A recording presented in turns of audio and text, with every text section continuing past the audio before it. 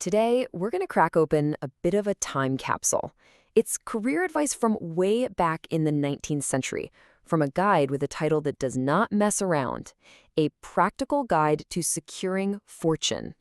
Let's see what kind of secrets are hiding inside. So let's jump right in with a question. Do you ever find yourself scrolling through job sites, looking at all the competition, and you just get that sinking feeling that all the really good spots are already gone? It feels like such a modern problem, doesn't it? But is it? I mean, you could see that sentence on LinkedIn this morning, but it was actually written more than 100 years ago. And that's really the heart of this whole guide, this bold idea that it doesn't matter how crowded it looks out there. Opportunity is always, always waiting. So the central theme here is this unshakable belief that there's always an opening. It argues that if you're the right person, there's always a path up. But come on, how in the world could the author even begin to prove a claim that huge? Well, he didn't mess around with theories. He brought receipts, 19th century style. He just pointed to the biggest names of his time, the titans of industry, and used them as living proof that you could start with literally nothing and still make it to the very top. And just look at these stories. We're talking about Cornelius Vanderbilt, who started out just rowing a boat. A.T. Stewart began by sweeping floors. John Mackay was a shipwright. And Stephen Girard showed up with basically empty pockets. These weren't just nice stories. To our author, they were ironclad proof of his whole argument. And this quote just nails the mindset. This wasn't some motivational poster. It was a real belief stated by an actual New York millionaire. The recipe for getting rich was, believe it or not, pretty simple. You needed to be healthy and, reasonably smart. Everything else, the guide says you can learn it. Okay, so if the door to success is always open, how do you actually walk through it? This is where the guide really gets down to business, laying out these rules, the so-called real secrets, for not just landing a job, but for making yourself completely indispensable. The guide basically gives you a 3-step ladder. Step 1, master every single detail of your current job. Know it inside and out. Step 2, study the stair above you. Learn everything you can about the job you want. And step 3, this is the key, find the missing factor. Figure out a problem your boss has that no one else is solving and solve it.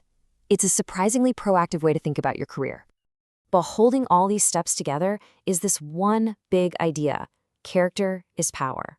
The thinking is that your reputation for being completely trustworthy is the most valuable thing you have. It's not just about what you can do, it's about who you are. In the story he uses to illustrate this point, it's a good one. $200,000. Back in the late 1800s, that was just an unbelievable amount of money. It was the value of a whole shipload of tea, a huge, high-stakes deal. Now, who do you give that kind of responsibility to? Your most experienced expert, right? The best of the best? Nope. The millionaire, Stephen Girard, he gave the entire job to his drayman, the guy whose job was to drive a horse and cart. The question is, why on earth would he do that? The reason was actually pretty simple. Girard said he knew his man. He trusted his character more than anyone else's resume. And here's the payoff. Because of that trust, the drayman got the commission on the sale, earning him $50,000. That's a life-changing amount of money. For Girard, character wasn't just a virtue, it was a bankable asset. But, of course, not all the advice in here has aged so well. Take this rule, which is called the bridled tongue. The advice is, wow, it's direct. Never, ever dispute your employer. Even if you are 100% sure that you are right, you keep it to yourself. It's a pretty fascinating look into a much, much different kind of workplace. Which, makes you wonder, can you imagine trying that out in your office today? What would happen in your next meeting if you just agreed with everything your boss said, no matter what? It definitely makes you think about how much things have changed. So this gets us to the big question with a guide like this. How do you sort through it all? What's the timeless wisdom we can still use today? And what's just, a relic that belongs in the past? Let's break it down. On the one hand, you've got advice that's just as good today as it was then. Be honest, master your job, be courteous. All good stuff. But then you look at the other column. Never dispute your boss. Whoa.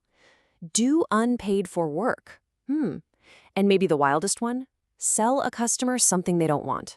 Yeah, that's a slightly different approach than today's focus on customer experience.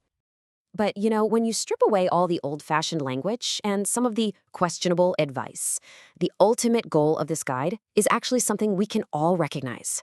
It all boils down to one simple ambition. become so good, so reliable, so essential that they literally can't run the place without you. Now, that is a career goal that never goes out of style. So there you have it, a quick trip into the 19th century hustle. It really makes you think, though. If you were rewriting this guide for right now, what's the one rule you'd add to the list? What's the modern secret to getting ahead? That's definitely something to chew on.